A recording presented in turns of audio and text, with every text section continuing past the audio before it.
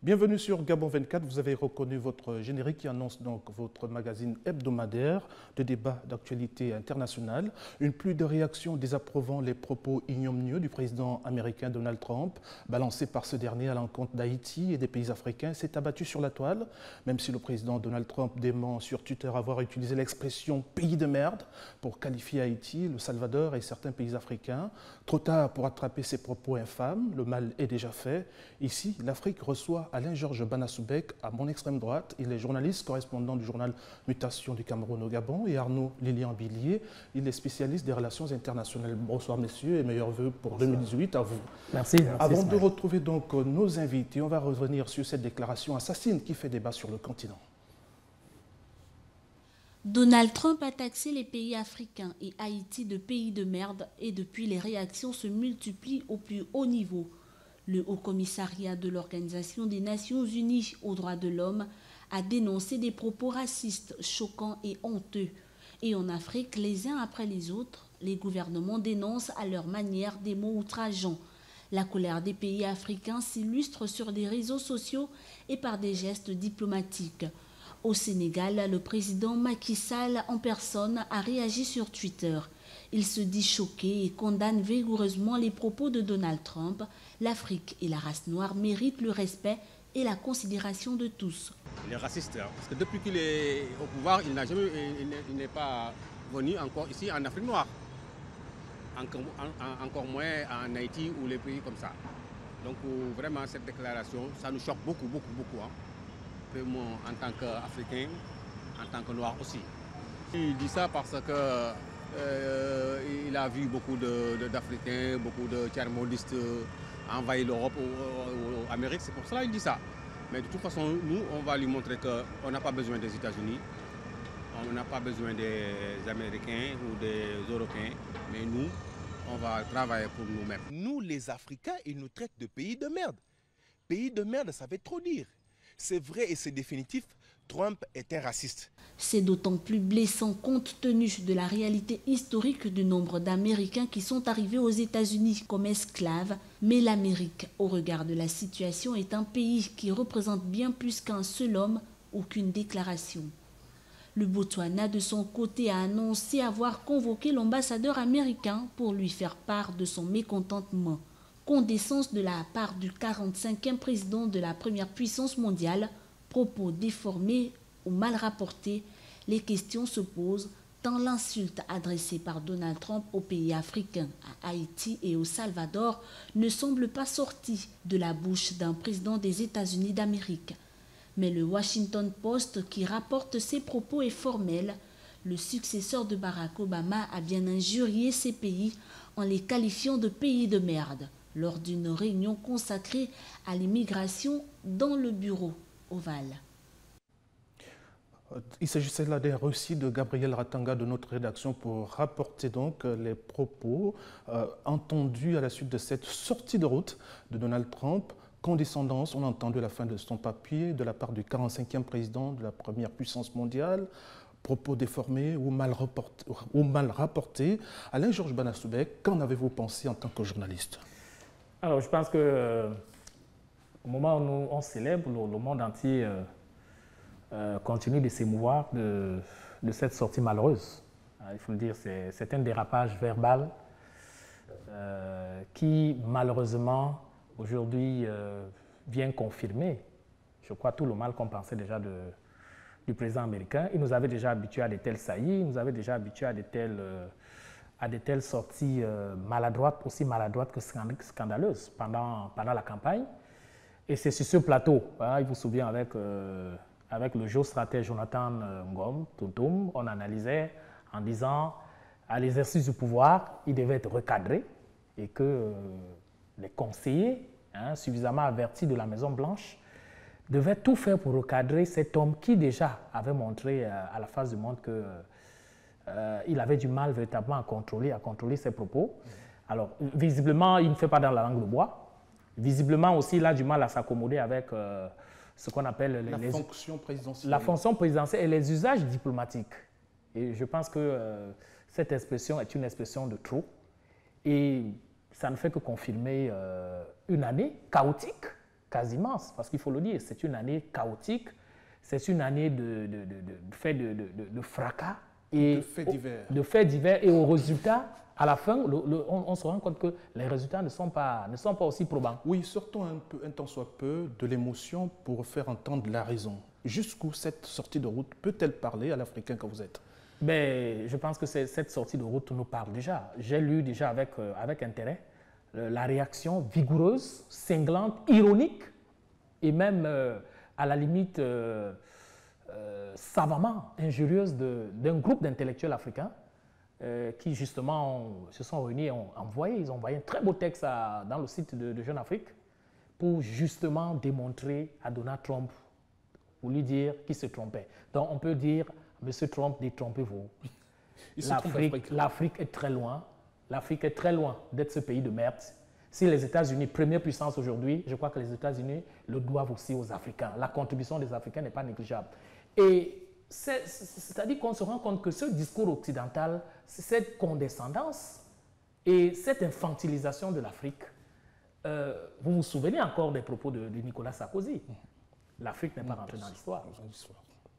Très bien. L'homme africain vit au rythme des propos des saisons. tenus à l'université de Cheikh Anta Diop de Dakar. Tout à fait. Et même le Macron, même le président français actuel, lui aussi, sa première déclaration était malheureuse sur l'Afrique et les maternités proliférantes des femmes qui ne les maîtrisent pas, qu'on peut dire que l'Afrique était un grand malade qu'on ne pouvait pas soigner en dépit de toutes les aides qu'on pouvait lui apporter. Et toutes les thérapies. Et toutes les thérapies. Moi, ce que je vais dire pour finir, c'est que, comme Achille Mbembe, le célèbre anthropologue, anthropologue, politologue, disait, lorsqu'il réagissait au discours de Nicolas Sarkozy, moi je vais dire simplement, on peut pardonner à Trump, c'est l'insolence et l'ignorance, simplement. Justement, je posais cette question à raison à Alain-Georges Banasoubek. Si on sortait un peu de l'émotion pour faire entendre la raison, est-ce que cette sortie de route, ce qu'on qualifie aujourd'hui comme sortie de route, ne parle pas aux Africains eux-mêmes?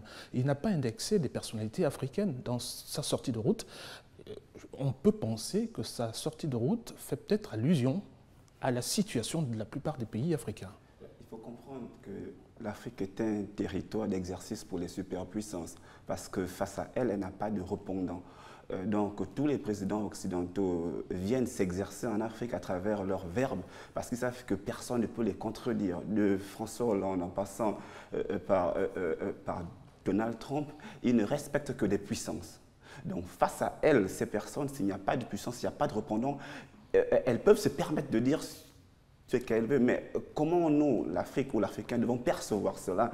Je pense que nous devons percevoir cela comme un défi à relever. Pays de merde, nous te prouvons que nous ne sommes pas un pays de merde.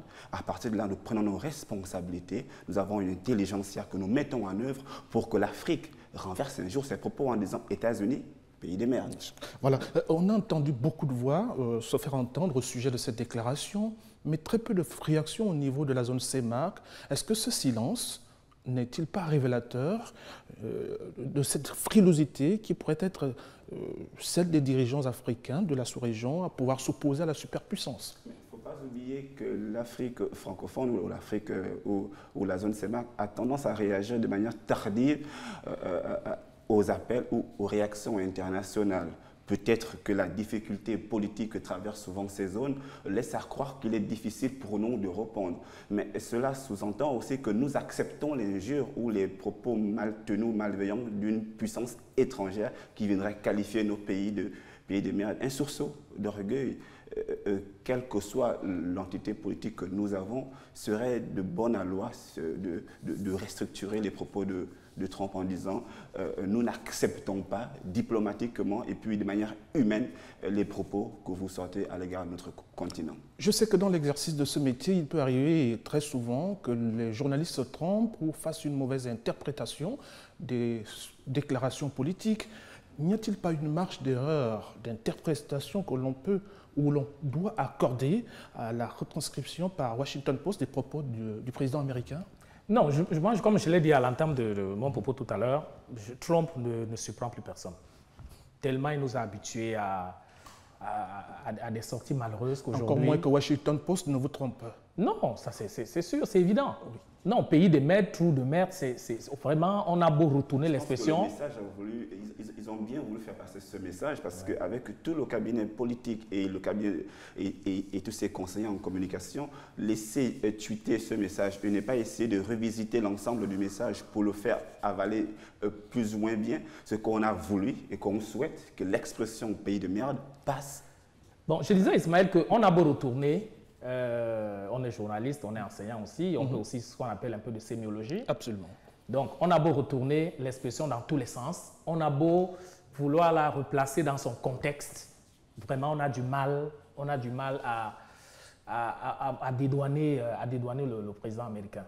C'est tellement cru. Donc, il n'y a pas de marge d'erreur. Il n'y a pas de marge d'erreur, on ne peut pas dire qu'il y ait une certaine subjectivité ou de l'émotivité dans l'interprétation. Je crois qu'il dit des choses, il dit des choses telles qu'il les sent. Et moi, je veux au-delà même de... Ce n'est pas l'Afrique qui paye. L'Afrique aujourd'hui est en train de se morfondre. Il y a cette levée de boucliers des intellectuels et de tout le monde. Tout le monde semble s'émouvoir de cela. Mais même, regardez même sur la scène internationale, quelle est la situation de Donald Trump aujourd'hui? Mais Donald Trump est pratiquement isolé. Il est sorti de l'accord de Paris sur le climat.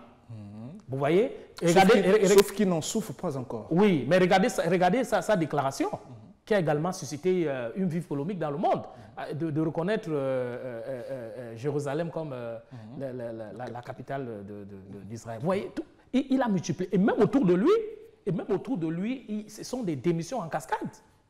Et avec le livre de son ancien conseiller, qui aujourd'hui se vend comme des petits vins dans des librairies de Washington et de New York. Oui. Donc, cet homme, aujourd'hui, semble véritablement être coupé du monde. Et je pense qu'il faut lire en ce personnage, il faut dessiner la carte mentale du personnage. N'en rajoutons pas. Pour déceler un certain nombre d'éléments. On parlait justement du Washington Post. Oui, la crédibilité de la source de la révélation est objective à bien des égards parce qu'il s'agit de Washington Post dont le ton est plutôt centriste. On lui doit des grands faits d'armes, notamment la publication des rapports secrets du Pentagone sur la guerre du Vietnam ou les révélations sur le scandale du Watergate ont démontré que le Washington Post vivait selon certains principes au premier rang desquels la protection des sources d'information journalistiques. Le Post est sorti de l'anonymat dans les années 1930, souvenez-vous, grâce à sa ligne éditoriale. Mais alors on va revenir donc à cette déclaration. J'insiste qu'il doit parler quand même à tout un continent, dans les soucis habitués, à s'entendre dire « oui, vous êtes beau », s'entendre dire ce genre de choses choquent, mais est-ce pour autant que Donald Trump doit traiter les autres nations comme il l'a fait ? Mais moi, je pense qu'il y a plutôt une colère derrière sa politique immigratoire qui ne marche pas aux États-Unis. Alors, face au refus aujourd'hui au Congrès de valider, c'est vrai que la Cour suprême aux États-Unis a permis un temps soit peu que la loi passe. Bon, le temps qu'on voit un peu plus clair à l'intérieur, mais ce refus face à sa politique immigratoire n'est-elle pas aujourd'hui un enjeu qui suscite un peu de la colère jusqu'à traiter aujourd'hui les pays d'Africains, des pays des mers, puisque si on s'arrête sur ces propos préliminaires, ce sont ces pays qui immigrent, en oubliant jadis que ce sont les immigrants et ce sont les immigrés qui ont construit les États-Unis. Ouais. Donc, aujourd'hui, ce qui m'a fait plaisir dans ce qu'il a dit, c'est le débat que cette expression a suscité au niveau du Sénat américain. Ça, c'est rare, parce qu'il y a des sénateurs qui sont insurgés, qui ont dit que cela n'est pas admissible, parce que nous avons des Américains qui sont dans certains territoires dont vous traitez de merde, qui peuvent être agressés, qui peuvent être très mal vus, qui peuvent susciter une nouvelle colère vis-à-vis de l'Amérique, et vous êtes en train de salir les États-Unis d'Amérique que plusieurs pays avant vous ont consacré, ont construit à travers des expressions malveillantes. Vous pouvez entraîner un autre type de terrorisme qui pourrait naturellement entraîner encore les États-Unis dans une nouvelle guerre que nous ne souhaitons pas. Le fait que ce débat soit au Sénat américain prouve aussi que les sénateurs et la population américaine s'insurgent clairement contre les propos de leur président. Voilà, cela nous installe dans les conséquences possibles de cette sortie de route. Quelles peuvent être ces conséquences? Que doit faire l'Afrique au-delà des condamnations? Oh, ben écoutez, vous savez, les relations internationales sont faites se base sur ce qu'on appelle le rapport de force. les pays puissants, la première puissance du monde, vous n'avez qu'à voir la réaction un peu timorée des pays africains. Moi, on s'attendait à voir une véritable levée de bouclier. Il fallait que les gens se lèvent à l'unanimité, que tous les pays, tout à l'heure, on venait de constater que les pays de la CEMAC, hein, il y en a qui le condamnent du bout des lèvres, il y en a qui se complaisent dans un silence pour le moins coupable. Peut-être continue à faire. Non, oui, mais voilà pourquoi je vous disais qu'il y a un problème de rapport de force. C'est-à-dire que c'est la première puissance du monde et il y en a qui refusent même, hein, il y en a qui refusent même de prendre position clairement parce que justement on redoute des représailles. Mais qu'est-ce qui va se passer? Ce qui va se passer, je crois que mon confrère me le disait tantôt, il n'y aura pas, c'est la première puissance du monde, bon, donc à mon avis, il n'y aura pas, on ne pourrait pas parler de conséquences négatives. Oui, l'image des États-Unis est cornée, mais sauf qu'on se rend compte que ces propos émanent, n'est-ce pas, de la bouche d'une personnalité, fut-elle la première personnalité des États-Unis, mais qui n'engage pas tous les Américains ou le gouvernement américain. Oui, est-ce que vous Et en cela, l'Afrique doit considérer que c'est un défi. Absolument. C'est un défi et pour cela, il faudrait que l'Afrique se remobilise, que l'Afrique reparte, que l'Afrique s'inspire des modèles endogènes de développement et qu'effectivement, qu'on sorte de là et surtout qu'on ne courbe plus les Chines devant ces puissances. Oui. Est-ce que vous avez la même grille de lecture qu'Alain Georges Banasoubek? L'Afrique doit-elle prendre des mesures à l'encontre de la première puissance? Lesquelles, par exemple? Puisqu'il s'agit d'une question de rapport de force. Les choses peuvent se passer autrement. C'est vrai qu'aujourd'hui, les États-Unis, c'est la superpuissance mondiale, mais dans les relations internationales, il y a aussi quelque chose qui est clair. Les États africains peuvent clairement, en montrant leur mécontentement aux États-Unis, rappeler tous leurs ambassadeurs dans leur pays et renvoyer les ambassadeurs américains à l'autre parce que le droit international le permet. Et à partir de cela, c'est prouver le mécontentement et envoyer un message fort à Trump et naturellement aux États-Unis que malgré notre faiblesse face à ta force, nous avons aussi des moyens légaux de nous défendre et de montrer notre mécontentement. Mais malheureusement, ça risque d'être un peu pieux. Hein? Nous, on voulait. Tout à l'heure, je disais que voilà pourquoi je parlais de la réaction un peu trop timorée. C'est déjà ça que de faire preuve d'audace. Direction Paris, où nous attend notre correspondant, Louis Kemayou. Ici comme en Europe, on pense que Trump est resté égal à lui-même, n'est-ce pas? Le 45e président des États-Unis, Donald Trump, est à la tête du pays de l'oncle Sam depuis bientôt 12 mois. Pourtant, son élection n'a pas été une formalité. Surtout qu'il avait en face de lui l'épouse d'un ancien président des États-Unis resté très populaire auprès de ses électeurs, Hillary Clinton, l'épouse de Bill Clinton. Une fois élu président des États-Unis, Donald Trump est entré dans ses habits de président des États-Unis sans forcément se défaire de ses habits de candidat républicain à l'élection présidentielle des États-Unis. Parmi ses faits d'armes récents, il y a cette déclaration sur les pays africains et Haïti, considérés comme les pays de merde, et puis la mesure interdisant l'accès aux États-Unis à des ressortissants de pays, notamment les ressortissants tchadiens. Même si sa base lui reste farouchement fidèle, l'épée de Damoclès d'une destitution du président Donald Trump reste suspendue au-dessus de sa tête. Une épée de Damoclès sur la tête de Donald Trump, vous y pensez-vous également? Est-ce qu'il peut être destitué avant la fin de son mandat? Pour moi, non, parce que le processus... C'est un débat qu'on a souvent entendu, on l'a souvent abordé ici. Mais je ne pense pas, parce que le processus aux États-Unis est long. Pour destituer un président, c'est long. Et puis, il ne faut pas oublier que qu'est-ce qu'on reproche à Trump pour dire on va destituer le président? Est-ce à cause de ses propos ou, ou pour ce qu'il fait pour les États-Unis? Vous allez comprendre que c'est le cas. C'est l'un des rares présidents qui, aujourd'hui, a réalisé presque ce qu'il a promis, pas tout. Naturellement, nous sommes qu'à un an. Il a une certaine politique intérieure qui satisfait son électorat. Donc, quand on va engager une destitution vis-à-vis de Donald Trump, on va s'appuyer sur quoi? Sur sa politique extérieure qui ne compte pas pour les Américains. Justement, on repart à Paris cette fois. Retrouvez Ziad Limam d'Afrique Magazine. Merci de nous rejoindre dans ce débat.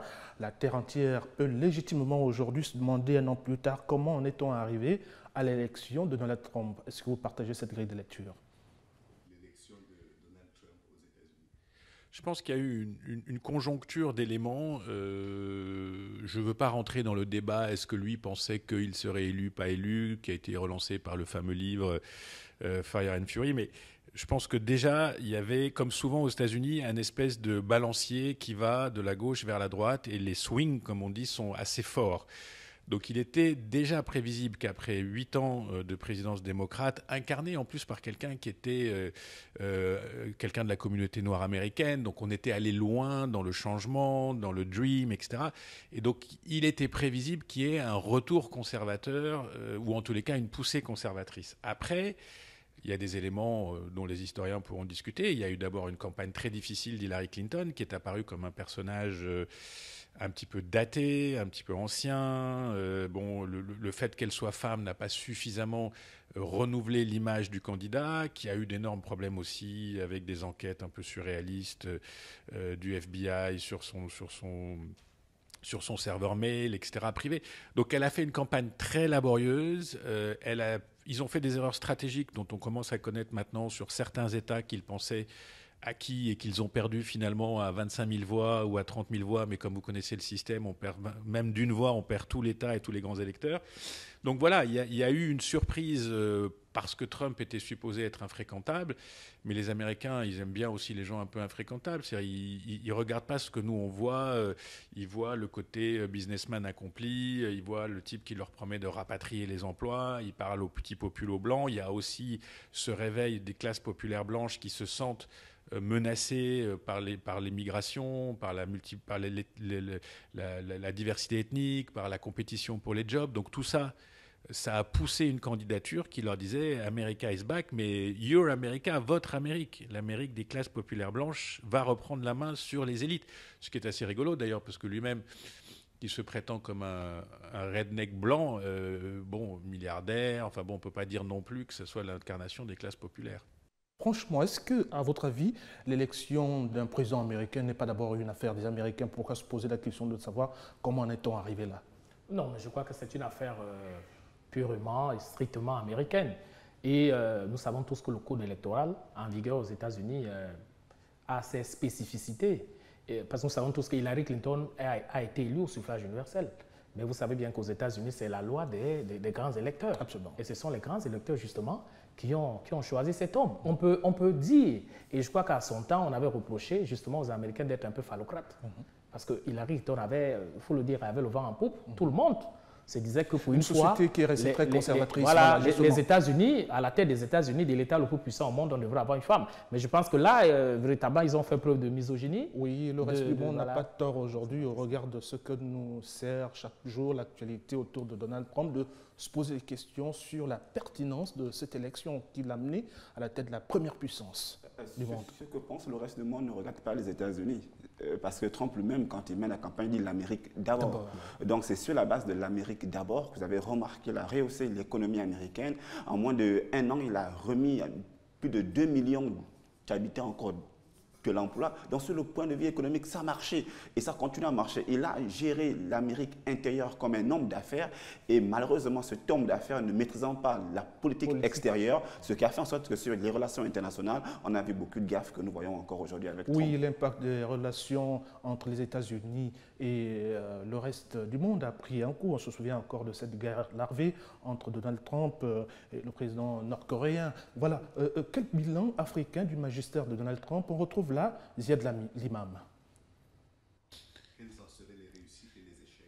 Bon, je pense qu'il n'y a pas de bilan africain, ça ne l'intéresse pas. Ça se voit dans son discours, ça se voit dans la manière dont il parle de ces pays. On s'en était déjà un peu rendu compte aux Assemblées Générales des Nations Unies quand il a fait l'effort de faire un déjeuner avec un certain nombre de chefs d'État et qu'il a inventé un pays qui n'existait pas. Donc on sent bien que ce n'est pas son monde, ce n'est pas sa culture, il n'y a pas de business, il n'y a pas de Trump Tower en Afrique, il n'y a pas de golf Trump en Afrique. Et lui, en gros, son espace mental est quand même assez marqué par son expérience d'homme d'affaires. Je pense aussi qu'il y a une forme, je ne sais pas si c'est le mot racisme ou mépris ou quelque chose d'intégré quand il parle de shitholes country. C'est comme s'il parlait dans un café ou dans un bar de ces pays de merde. Bon, ben voilà, ça ne mérite pas beaucoup plus qu'une discussion comme ça. Et puis tous ces pays, finalement, qu'est-ce qu'ils font? Ils ne font qu'envoyer des émigrés. On ne voit pas du tout le potentiel, la richesse que ça pourrait représenter pour l'Amérique, comme à l'époque, quand on a monté l'AGOA, quand on a monté tous ces concepts collaboration Afrique-Amérique. Après, ça arrive à un moment très particulier où la Chine est particulièrement active sur le territoire africain. Donc il y a des positions stratégiques que les Chinois prennent tous les jours.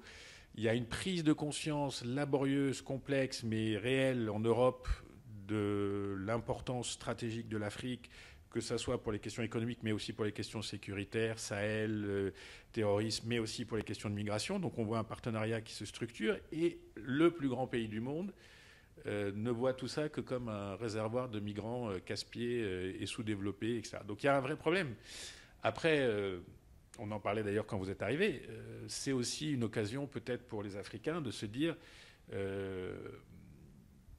que dans ce monde-là, il n'y a que les intérêts et la force qui comptent, et y compris la force intérieure. On n'a pas besoin d'être une grande puissance militaire pour projeter de la force. Donc il faut que l'Afrique projette de la force, il faut que l'Afrique projette des ambitions et des stratégies qui sont plus claires, plus affirmées, pour se défendre dans un monde où elle aura de toute façon une importance extrême par le poids, par la démographie, par le fait qu'elle sera, avec son 1,5 milliard, puis ses 2 milliards, puis ses 2,5 milliards, elle sera au centre du monde et des intérêts stratégiques. Ziad Limam, une interview qui n'aurait jamais été rendue possible sans la collaboration de notre correspondant à Paris, lui, Kemayou. On revient donc sur ce plateau. Donald Trump a quand même pris des engagements vis-à-vis du continent africain. Au bout d'un an, est-ce qu'il a respecté ses promesses vis-à-vis de l'Afrique? On va terminer par là. L'Afrique, ce n'est pas une priorité pour lui. Et je pense que pour Trump, l'Afrique est un réservoir de problèmes qu'il va régler plus tard. Il pense d'abord aux pays qui, pour lui, peuvent l'embêter, naturellement la Corée du Nord, à qui il cherche à se débarrasser un peu plus vite. Mais sur le continent africain, proprement dit, je ne pense pas qu'il y ait eu une réflexion totale sur le continent africain. Je pense pas. Oui, Georges.